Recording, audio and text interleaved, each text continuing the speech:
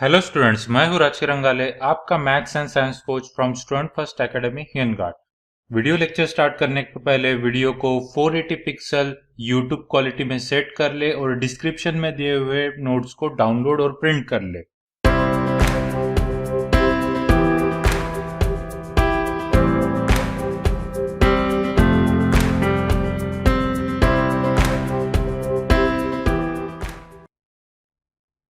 आज का टॉपिक है कि मैटर्स जो हमने पढ़े तीन फॉर्म में, सॉलिड, लिक्विड, गैस, क्या वो अपना स्टेट चेंज कर सकते हैं? मतलब क्या सॉलिड लिक्विड बन सकता है, क्या लिक्विड गैस बन सकता है, क्या गैस लिक्विड या सॉलिड बन सकता है? ये आज का टॉपिक है। इसे पढ़ने के पहले हम इसका जो बेस बैकग्राउंड है उसे देख लेते हैं। सो यस्टरडे हमने पढ़ा कि सॉलिड, लिक्विड, गैस का एक टेबुलर फॉर्म में हमें पढ़ा कि इसका वॉल्यूम क्या होता है, शेप क्या होता है, कॉम्प्रेसिबिलिटी होती है। ऑलराइट। सो ये जो टेबल में पढ़ा, ऐसा लगता है कि इसके बहुत हार्ड रूल्स है कि किसी चीज को सॉलिड बनना है तो ये रूल्स फॉलो करना पड़ेगा, ये लिक्विड बनना है तो ये रूल्स। लेकिन क्या कोई भी मैटर जो हमारे पास अवेलेबल है, क्या ये इन तीनों कैटेगरी में ही सिर्फ मिल सकता है? क्या इसके अलावा भी और कोई कैटेगरीज हो सकती है? क्या कोई सब्सटेंस के पास दो कैटेगरी का मिक्सचर हो सकता है? तो यस, एक्चुअली इन ये तीन तो हमने स्टडी के लिए पढ़े, तो सभी मैटर्स क्या इन तीनों कैटेगरी में ही आएंगे? तो इसका आंसर जो है वो डेफिनेटली नो है। ऑलराइट, हमारे पास मिक्सचर ऑफ क्वालिटीज भी रह सकती है। सो ये जो हमने जो पढ़े हैं, जो कैटेगराइजेशन किए हैं, ये ब्रॉडर कैटेगरीज है एकदम, मतलब ताकि हम इसकी स्टडी कर सके इन तीनों चीजों के लिए, इसलिए हमने इसे कैटेगरी किया है। पर एक्चुअली अगर आप देखोगे स्टेट्स ऑफ मैटर को, तो बहुत सारे स्टेट्स इसमें स्मूथ ट्रांजिशन होता है। मतलब किसी के पास सॉलिड की बहुत ठोस प्रॉपर्टीज हो, तो कोई कोई सब्सटेंस ऐसे मिलेंगे आपको जो इस बॉर्डर पे आपको मिलेंगे कि कुछ सॉलिड और लिक्विड की प्रॉपर्टी होते हैं। उसी प्रकार कुछ कुछ सब्सटेंस आपको मिलेंगे जिनके पास लिक्विड की ठोस प्रॉपर्टी हो, पूरी लिक्विड की। वही कुछ कुछ सब्सटेंस आपको ऐसे भी मिलेंगे कि जो इस बॉर्डर पर लाई करते हैं, मतलब काइंड ऑफ उनमें दोनों टाइप की थोड़ी थोड़ी प्रॉपर्टीज रह सकती है। So there is a smooth transition between solid to liquid and liquid to gas. Okay, so ये बैकग्राउंड हमें पहले समझना पड़ेगा कि ये जो कैटेगराइजेशन है वो हमने अपने स्टडीज के लिए जो है वो कैटेगरी किया था कि इसको हम सॉलिड ही बोलेंगे, इसको हम लिक्विड ही बोलेंगे और इसको हम गैस बोलेंगे। लेकिन एक्चुअल जो सिनारियो है, क्या ये तीन कैटेगरी में, क्या तो डेफिनेटली नो है इसका आंसर। इनके बीच का ये स्मूथ ट्रांजिशन में भी हमें मिल सकते हैं। तो इसी का मतलब क्या है कि सॉलिड जो है वो लिक्विड की तरफ ट्रांजिशन कर सकता है और लिक्विड जो है वो गैस की तरफ ट्रांजिशन कर सकता है। रिवर्स भी हो सकता है कि गैस लिक्विड में और लिक्विड सॉलिड में भी ट्रांजिशन कर सकते हैं। तो इसी को हम चेंज ऑफ, क्या ये चेंज कर सकते हैं हम इस स्टेट का, इस टॉपिक से पढ़ रहे हैं। तो इसका आंसर क्या होगा? ओके, जो बॉर्डर पे रहते, तो सो यही हम बताना चाहते हैं कि बहुत सारे ऐसे सिस्टम है जो इस बॉर्डर लाइन ऑफ ट्रांजिशन पे भी हमको मिलेंगे। तो ऐसे बहुत सारे सब्सटेंस है जिनमें ये मिक्स प्रॉपर्टी है, शायद थोड़ी प्रॉपर्टी सॉलिड की हो और थोड़ी प्रॉपर्टी लिक्विड की हो, या फिर थोड़ी प्रॉपर्टी लिक्विड की हो और थोड़ी प्रॉपर्टी गैसेस की हो, या गैसेस की हो सॉलिड को। ये मिक्स प्रॉपर्टीज हमें बहुत सारे सब्सटेंस में देखने मिलते हैं। तो इस बैकग्राउंड के बाद समझने के बाद अब हम इसका आंसर दे सकते हैं कि क्या मैटर का स्टेट चेंज हो सकता है? तो डेफिनेटली इसका आंसर है यस। डेफिनेटली मैटर का जो स्टेट है वो चेंज हो सकता है, मतलब सॉलिड से लिक्विड और लिक्विड से गैस जा सकते हैं। उसी प्रकार गैस से लिक्विड और लिक्विड से सॉलिड भी हो सकते हैं। कैसे? ये डायग्राम हमें इसे कंप्लीटली इसके बारे में हमें एक्सप्लेन करता है। जैसे सॉलिड स्टेट का कोई सब्सटेंस लो आप और उसे आप हीट करो, कितना हीट करो depending upon the different substance. उसको हीट अगर आप करेंगे तो उसका कन्वर्जन हो जाएगा लिक्विड स्टेट में। उसी प्रकार आप लिक्विड को अगर हीट करोगे सर, तो वो हो जाएगा गैसेस स्टेट में। अगर इसकी रिवर्स प्रोसीजर अगर हम करते हैं कि गैस को हम कूल करते हैं, ओके, कूलिंग करते हैं किसी भी गैस को, तो हमें लिक्विड मिलता है, और लिक्विड को हम अगर कूल करते हैं तो हमें सॉलिड मिल सकता है। इस प्रकार एक फॉरवर्ड स्टेप में आप हीट करोगे तो फॉरवर्ड स्टेट में स्टेट चेंज होते हैं। उसी प्रकार आप रिवर्स में कूलिंग करोगे तो आपको रिवर्स डायरेक्शन में स्टेट चेंज होते हुए नजर आएंगे। ऑलराइट, सो जैसे इसका बेस्ट एग्जांपल है वाटर। वाटर इस टॉपिक के लिए बहुत ज्यादा सुटेबल एग्जांपल है, क्योंकि ये रेडिली हमें डे टू डे लाइफ में भी हमें इसे पता है। तो वाटर को अगर आप हीट करोगे, मतलब आइस को सॉलिड स्टेट में, वाटर का सॉलिड स्टेट मतलब आइस, आइस को हीट करोगे तो वाटर मिलेगा, और वाटर मतलब लिक्विड को हीट करोगे तो वाटर का जो फॉर्म है गैसेस फॉर्म, उसको जो हम वेपर्स कहते हैं, तो वेपर्स मिलेगा। वेपर्स को आप कूल करोगे तो आपको फिर से वाटर मिलेगा, और वाटर को आप कूल करोगे तो आपको फिर से आइस मिलेगा। तो ये है ट्रांजिशन फॉरवर्ड डायरेक्शन में अगर आप हीट करोगे, और ये है transition of states in reverse direction अगर आप कूल करोगे।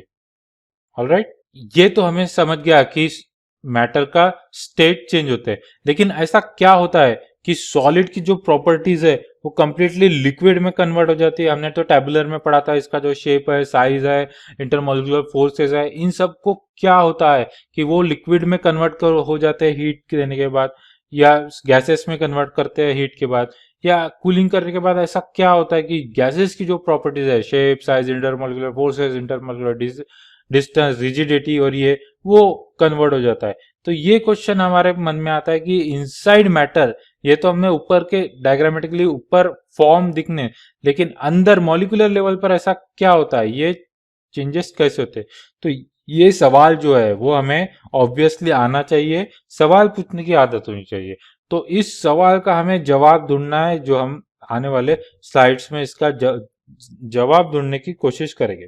उसके लिए हमें पहले दो एक्टिविटीज को हम देख लेते हैं। यही एक्टिविटीज जो अभी हमने डायग्रामेटिकली दिखी, इसको थोड़ा सा साइंटिफिक लेबोरेटरी के हिसाब से देख लेते हैं कि यहाँ पे हमने एक एक्टिविटी में आइस रखा है और इसे बर्नर से हीट करना है ना, में चेंज करने के लिए, और इसमें थर्मामीटर भी डाला है। ऑलराइट, ये एक्टिविटी है, ये सिनारियो के जो है आप ध्यान में रखें, क्योंकि इसके डिस्कशन पर ही हमारी फर्दर स्लाइड है। क्या लिया है बीकर में, पहले आइस टू वाटर करने के लिए बीकर में आइस लिया, हीट किया है, इसमें एक थर्मामीटर भी डाल दिया, और एक इसको घुमाने के लिए स्टीयरिंग भी कर रहे हैं। ये हो गया conversion of ice to water. उसी प्रकार conversion of water to vapours भी किया है। इसमें पहले आइस था, हीट करने के बाद जैसे वाटर हो गया, या हमने वाटर लिया, हीट दिया है, और फिर एक थर्मामीटर भी डाल दिया टेम्परेचर वगैरह माप लेने के लिए, और इस प्रकार से हम ये अपैरेटस है। तो इसका रेफरेंस, इन दोनों एक्टिविटीज का या एक्सपेरिमेंट का रेफरेंस हम अगले स्लाइड्स में लेंगे। Alright, effect of temperature on gas. Previous slide में हमने देखा कि हमने आइस को हीट करके वाटर में कन्वर्ट किया, फिर वाटर को फिर से हीट करके वेपर्स में किया। तो कहीं ना कहीं हम देख रहे हैं कि टेम्परेचर हम बढ़ा रहे हैं। तो ये टॉपिक का स्टडी मतलब ही effect of temperature on states of matter, कि टेम्परेचर के कारण स्टेट्स ऑफ मैटर कैसे चेंज होता है, उस पर क्या इफेक्ट होता है, यही हम टॉपिक एक्चुअली पढ़ रहे हैं। ओके, सो पार्ट ए की तरह बढ़ते हैं कि जहाँ पे हमने सॉलिड क्यूब्स को, मतलब आइस क्यूब्स को वाटर में कन्वर्ट किया, सॉलिड से लिक्विड, तो हीट करके। ओके, ये था हमारा, तो ये था हमारा आइस क्यूब। ओके, अभी मैं आपको एक सीक्वेंस बताने वाला हूँ जो आपको ध्यान में रखना है। ये सीक्वेंस हर फर्दर एनालिसिस में हमें काम आने वाला है। ऑलराइट, सो सबसे पहले हमने किया था एक्सपेरिमेंट में हीट। हीट के कारण क्या हो रहा है, हम इसका टेम्परेचर बढ़ा रहे। जैसे हम इसका किसी भी चीज का टेम्परेचर बढ़ाते हैं, ओके, तो हमें पता है कि टेम्परेचर बढ़ाने के कारण थोड़ा बहुत उसमें वाइब्रेशन काइंड ऑफ आता है, मतलब उसकी काइनेटिक्स एनर्जी है, जो काइनेटिक एनर्जी है सर, वो बढ़ने लगती है। काइनेटिक एनर्जी बढ़ने के कारण उसका और वाइब्रेशन बढ़ता है, उसमें और मोशन आता है, वो वाइब्रेट, वो जो मॉलिक्यूल है, जो स्ट्रक्चर में जो मॉलिक्यूल है, वो वाइब्रेट करना, ऐसे वाइब्रेट करना शुरू कर देते हैं, वो एक ही जगह पे ऐसा वाइब्रेट करना शुरू करते हैं। उसके कारण क्या होता है, वाइब्रेशन के कारण जो है, जो दो मॉलिक्यूल्स के बीच का जो फोर्स ऑफ अट्रैक्शन था, वो कहीं ना कहीं ब्रेक होता है। ये कुछ इस प्रकार है कि जैसे ये दो मॉलिक्यूल है और इनके बीच में कुछ से फोर्स ऑफ अट्रैक्शन है। अब ये जो मॉलिक्यूल है, ये वो वाइब्रेट कर रहा है, ये यहाँ से यहाँ डिस्प्लेसमेंट कर रहा है, से इस डायरेक्शन में वाइब्रेट कर रहा है। तो ये जो बॉन्ड है वो कहीं ना कहीं वीक होता है, कहीं ना कहीं ब्रेक होता है। सो यही होता है कि वाइब्रेशन के कारण जो है, तो फोर्स ऑफ अट्रैक्शन ब्रेक होता है। जैसे ही फोर्स ऑफ अट्रैक्शन ब्रेक हो जाता है, जो मॉलिक्यूल्स है वो इधर उधर फ्रीली मूव कर सकते हैं। ऑलराइट, सो पार्टिकल दे स्टार्ट्स मूविंग फ्रीली। और जैसे ही हमें पता है कि पार्टिकल्स फ्रीली मूव करते हैं, तो जो कॉम्पैक्ट फॉर्म था सॉलिड का, वो कहीं ना कहीं ब्रेक होता है और अब उसमें और मूव करने के कारण इसका जो कन्वर्शन है वो इसमें होता है। इसी प्रकार मॉलिक्यूलर लेवल पर आप देखेंगे तो सॉलिड की जो प्रॉपर्टीज हमने देखी थी वो कहीं ना कहीं मॉलिक्यूलर लेवल पर लिक्विड में कन्वर्ट हो रही है, इसीलिए सॉलिड का कन्वर्जन लिक्विड में होता है। तो जो हमारा सवाल होता है कि मॉलिक्यूलर लेवल पर क्या होता है, तो मॉलिक्यूलर लेवल पर टेम्परेचर देने से ये कंप्लीट प्रोसेस होती है, उसकी काइनेटिक्स एनर्जी बढ़ती है, वाइब्रेशन करता है, जिसके कारण फोर्स ऑफ अट्रैक्शन उसके ब्रेक होते हैं, जिसके कारण पार्टिकल्स फ्रीली मूव करते हैं। फिर एक ऐसी स्टेज आती है जिस स्टेज को हम बोलते हैं कि 0 डिग्री सेल्सियस या 273 केल्विन, ओके, इसको केल्विन में भी बोलते हैं, कि जो आइस है वो मेल्ट करना, पिघलना, ओके, पिघलना पिघलना स्टार्ट कर देता है। ये जो आइस है आप देख रहे हैं कि ये जो एरो है यहाँ पे जो है पिघलना स्टार्ट कर देता है, क्योंकि इसकी पूरा जो इंटरमोलिकुलर स्ट्रक्चर है वो अब चेंज हो गया है, वो अभी सॉलिड की जो प्रॉपर्टीज है वो अभी लिक्विड में कन्वर्ट हो गई है, तो इसलिए ये आइस के भी जो सॉलिड है वो लिक्विड में कन्वर्ट होना स्टार्ट हो जाता है। ऑलराइट, तो इसे मेल्टिंग ऑफ कहते हैं। ऑलराइट, सो इसी से रिलेटेड एक टर्म है जो कि है मेल्टिंग पॉइंट। मेल्टिंग पॉइंट मतलब ऐसा टेम्परेचर, ओके, ऐसा टेम्परेचर जहाँ पे सॉलिड मेल्ट होता है। पॉइंट, पॉइंट मतलब कौन सा point? Temperature point, okay, temperature point, ऐसा पॉइंट, टेम्परेचर पॉइंट जहाँ पे सॉलिड मेल्ट होता है लिक्विड में। तो इसकी डेफिनेशन अगर हमें लिखना है, ये काफी फेमस टर्म है, पूछ भी सकते हैं। Temperature at which solid melts to become liquid at atmospheric pressure. ये एटमॉस्फेरिक प्रेशर क्या है इसे हम आगे पढ़ेंगे। फिलहाल आप ये ध्यान में रखना कि हर डेफिनेशन में, हर मेल्टिंग पॉइंट आगे जाके हम बॉइलिंग पॉइंट भी पढ़ने वाले, उसमें ये वर्ड रहेंगे एटमॉस्फेरिक प्रेशर, जिसे हम आगे जस्टिफाई करेंगे। ऑलराइट, सो ये हो गया हमारा मेल्टिंग पॉइंट। सो इस प्रकार से सॉलिड मतलब आइस क्यूब्स लिक्विड मतलब वाटर में कन्वर्ट होते हैं। ऑलराइट, अभी हमने पढ़ा कि जैसे ही हम हीट सप्लाई करते हैं तो टेम्परेचर इंक्रीज होता है, लेकिन लेकिन एक्सपेरिमेंट करते वक्त, जो प्रीवियस स्लाइड में हमने एक्सपेरिमेंट देखे, एक इंटरेस्टिंग सिनारियो हमें देखने मिलता है।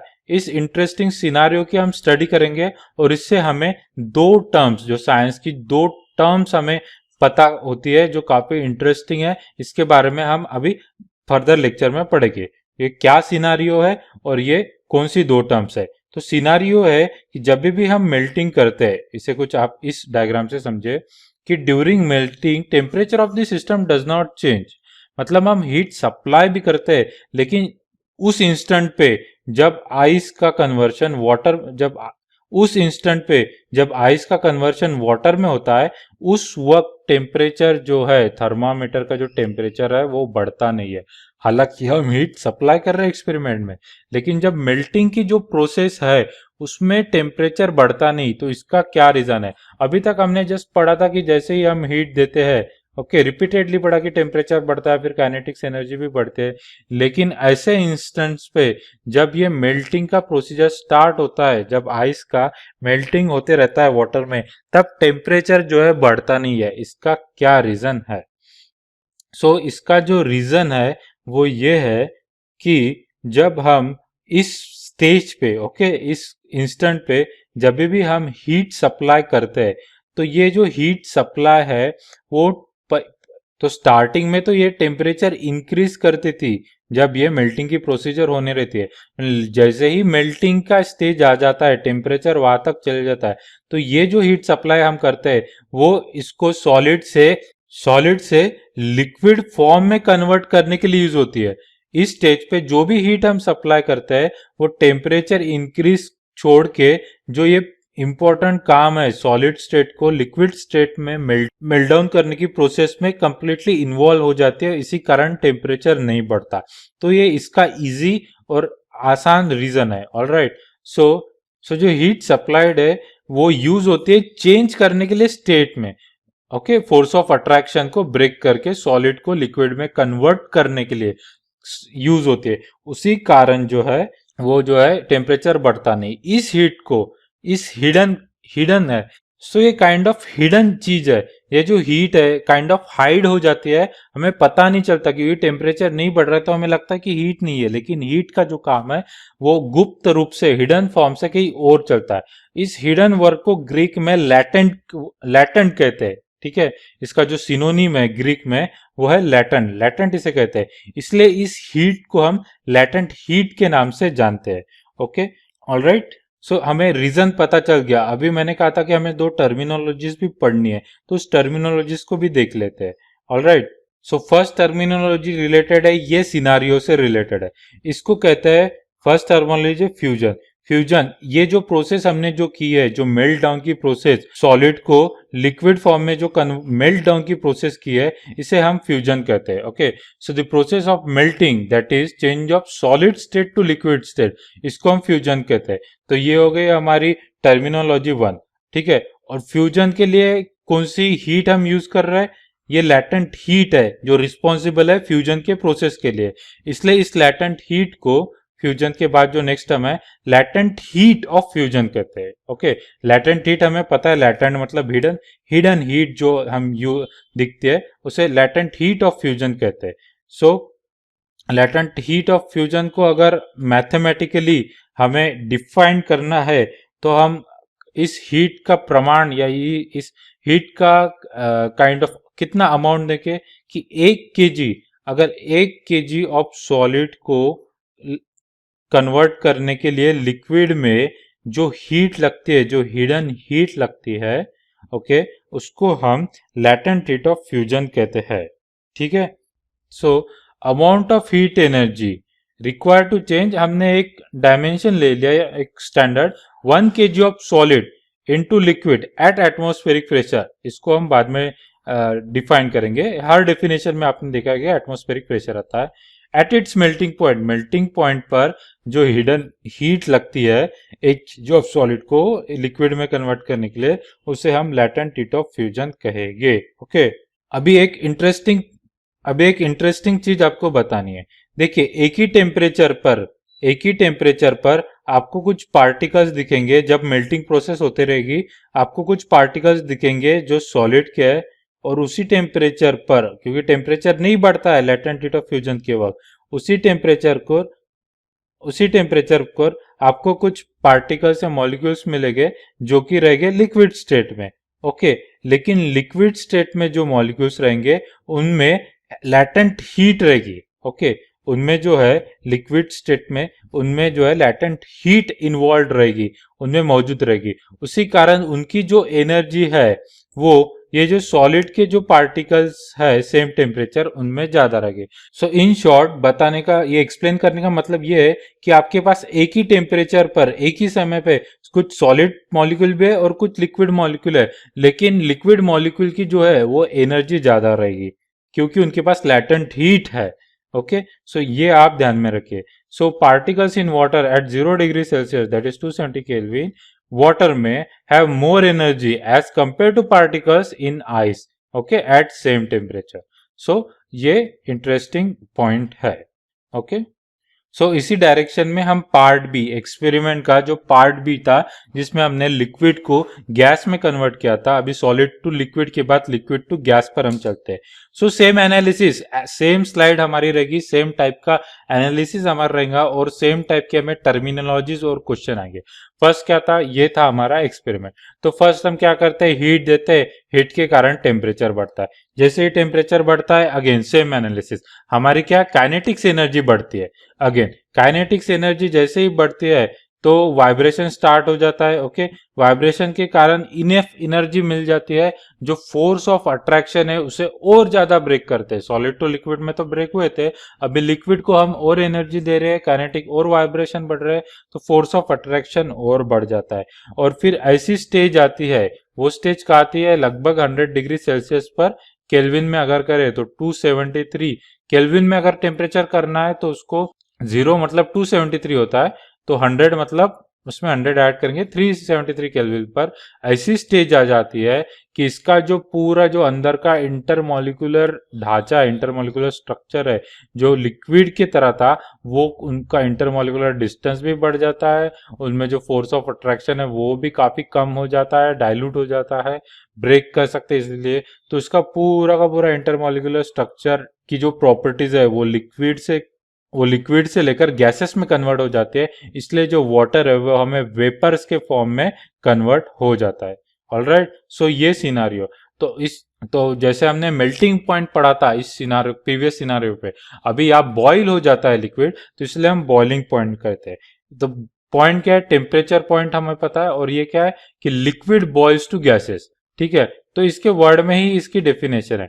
The temperature at which liquid starts boiling, okay, into gases, यहाँ पे आप डाल सकते हैं liquid starts boiling into gases at atmospheric pressure. ये वर्ड तो हमें हर डेफिनेशन में आता है, जिसको हम जल्दी पढ़ेंगे नेक्स्ट क्लास में। At the given atmospheric pressure is called as boiling point. Okay, I hope आपको ये टर्मिनोलॉजीज रिलेट हो रही है। पहले हमने मेल्टिंग पॉइंट पढ़ा था, अभी हम बॉइलिंग पॉइंट पढ़ रहे हैं। ऑलराइट, बॉइलिंग मेल्टिंग पॉइंट पढ़ा था, अभी हम सेम डायरेक्शन में बॉइलिंग पॉइंट पढ़ रहे हैं। तो ये हो गई बॉइलिंग पॉइंट की डेफिनेशन। अगेन वही हमें सिनारियो मिलता है या जहाँ पे हमें पता था कि हीट देने के बाद टेम्परेचर वैसे तो बढ़ना चाहिए, लेकिन अगेन ऐसा एक सिनारियो यहाँ पे आता है जहाँ पे टेम्परेचर नहीं बढ़ता है ड्यूरिंग बॉइलिंग। बॉइलिंग पॉइंट के जब आसपास हम पहुंच जाते हैं तो हमारा जो टेम्परेचर है वो नहीं बढ़ता है। अगेन हमारा रीजन आता है कि क्यों, और हमें पता है कि जो भी हम हीट सप्लाई करते हैं वो टेम्परेचर को इंक्रीज न करने के बदला किस किस लिए यूज होती है, वो यूज होती है स्टेट को चेंज करने के लिए। स्टेट को चेंज करने के लिए इंटरमोलिकुलर फोर्स ऑफ अट्रैक्शन है, उसे ब्रेक करने के लिए यूज होते हैं। इसी कारण टेम्परेचर नहीं बढ़ता है तो चेंज स्टेट होता है। तो ये इसका रीजन है, because the heat supply is use to change state by overcoming the force of attraction.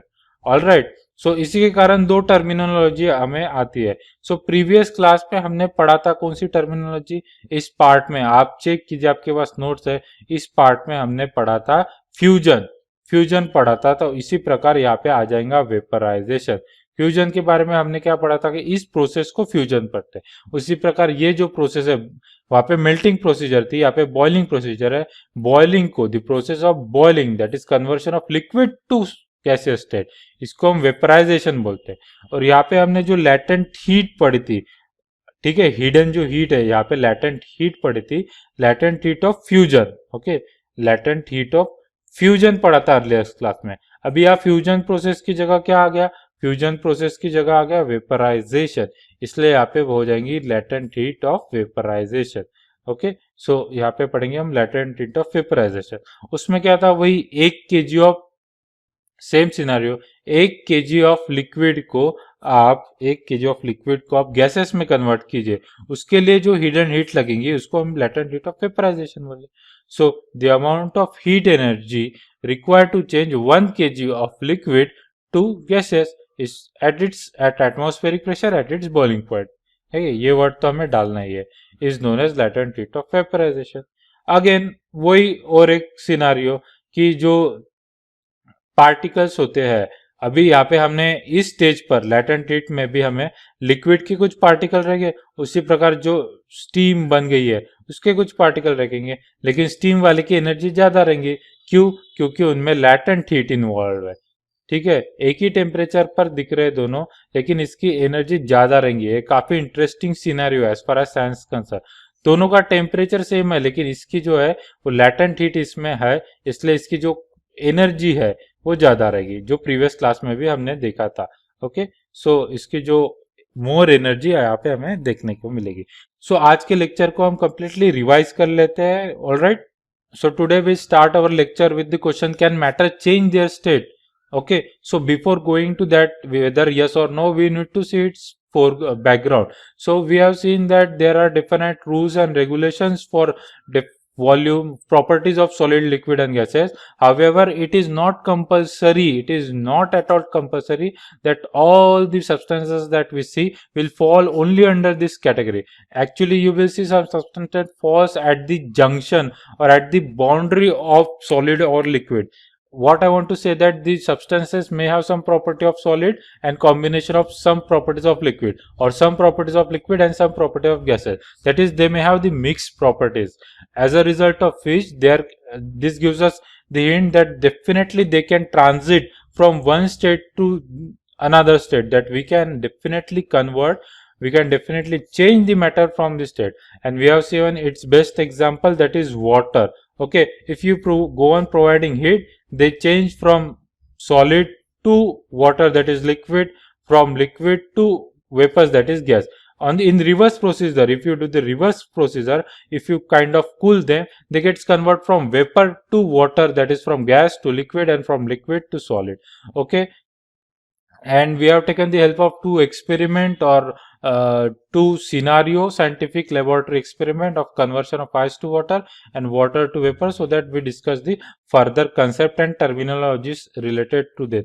However, the obvious question that arises to us, that though at the outer form we see, but we have studied the tabular form, the definite intermolecular distance, intermolecular force, what happened to them during this change of state of matter to intermolecular forces, what happened to intermolecular distance between them, and how their form get converts from one state to another. Okay, to study that, we then come to the next slide. Okay, where we have seen that as soon as we provide the heat, their temperature increases. Because of increase in temperature, their kinetic energy increases, their vibration increases, their force of attraction between them start losing. As a result, particles move freely from one place to another. So in short, the crux of the discussion of this word, at molecular level, the molecular forces and molecular distance and molecular force of attraction changes. As a result, they change their states. So at temperature 0 degrees Celsius, we see that our ice get converts into the liquid, and this temperature point we called it as melting point. That is the temperature at which the solid gets converted into the liquid at atmospheric pressure. This is we called as melting point. So just now we have studied that after giving heat, the temperature increase. However, a scenario arises that exactly at the instant of melting point, when there is a melting procedure is going on, that is the ice, solid ice is converted into the liquid, we see that there is no increase in the temperature remain constant, though we are supplying the heat, but the temperature is seen constant. Why? Because the heat given at this juncture is used to melt or is used to convert the form of the matter, that is from ice to water, that is from solid to liquid, and is not used to increase the temperature. Okay, so this is kind of a hidden heat or hidden scenario where heat is in a hidden form is used to change the state, and this word that is hidden is called as latent in Greek, and hence this heat is called as the latent. Okay, latent heat. Okay, and this process of melting of water or ice or solid from solid to liquid is called as fusion. The process is called as the fusion in our science, and hence this latent heat is also called as the latent heat of fusion. Okay, now to give it a mathematical angle or mathematical approach, what we say, if you can convert or if you can melt, okay, what is the word, if you can melt 1 kg of ice or 1 kg of solid at its melting point in liquid, the heat required for that, hidden heat, okay, the hidden heat which is used to convert 1 kg of solid to liquid at its melting point, it's called as latent heat of fusion. Okay, and again we have seen an interesting scenario that though we are having two particles here, okay, we are having two particles here at same temperature, solid and liquid, during melting, but liquid particle will have high energy. Why? Because they contain the latent heat of fusion. Okay, so this was our scenario, first scenario, that is solid to liquid. Then we have seen second scenario, that is liquid to gas. Here also we have gone to the same procedure. The crux of this procedure was again to see at intermolecular level that again the distance increases, again the force of attraction becomes again weak, again they randomly starts moving. So at molecular level they get converted from liquid to gases. Okay, and such a point the temperature was 100 degrees Celsius for water, and this temperature point we called again boiling point, that is the temperature at which the liquid gets converted into the boiling and they start converting into the gases. Okay, again we know that after giving heat the temperature should increase, but a scenario arises where we see that temperature no more increases even we are providing heat. Again the reason for that is same, that is whatever heat which is we have given is used to convert the form and is not used to increase the temperature, is used to convert the form and is not used to increase the temperature. Such a heat we called as the hidden heat, and hidden called as the, also called as the latent in Greek, and hence this kind of heat is called as latent heat. Again, like fusion, this process of conversion of liquid to gases at its, okay, liquid to gases at its boiling point, okay, or the process of boiling is called as the vaporization, and hence the heat, the latent heat which we use is called as latent heat of vaporization. Again, to give its mathematical angle, we say that you convert 1 kg of liquid at its boiling point, to the gases, okay, and the hidden heat, okay, the hidden heat which is required to convert 1 kg of liquid to gases at its boiling point at atmospheric pressure, we call that as a hidden heat of vaporization. Again, the same scenario, that if you have two molecules, one in liquid and one in gas at same temperature, still we see that the total heat content of this particle which is in gas is more, steam or vapors is more, because it contains latent heat, okay. So I hope you understood all the scenarios, all the terminologies, that is melting point, boiling point, fusion, vaporization, latent heat, so latent heat of fusion and latent heat of vaporization. Just revise them, these are very interesting and famous scenarios and terminologies in science. Okay, so let us stop here.